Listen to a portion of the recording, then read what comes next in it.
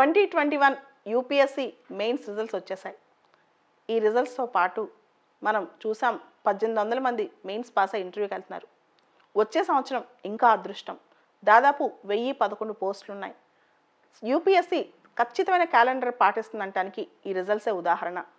మనం 1000 పోస్టుల నోటిఫికేషన్ అనేది యూపీఎస్సీలో చాలా అరుదుగా ఉంటుంది. ఇన్ని పోస్టుల నోటిఫికేషన్ ఉన్నప్పుడు ఈ ఛాన్స్ అస్సలు వదలకూడదు. ఎవరైతే కొంత ప్రిపరేషన్లో నిర్లక్ష్యం చేస్తున్నారో మీ ప్రిపరేషన్ స్పీడప్ చేయండి.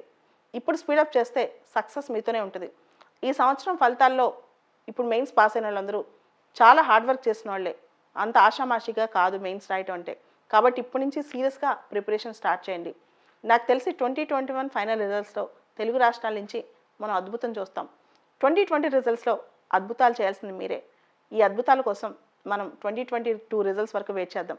ఈ 2021 అయితే నాకు అర్థమైపోతుంది మన తెలుగు రాష్ట్రాల నుంచి నాకు తెలిసే ఇప్పుడు ప్రస్తుతానికి ఇప్పుడు వరకు బాగా తెలిసిన వాళ్ళే 40-50 మంది పాస్ అయ్యారు మెయిన్స్.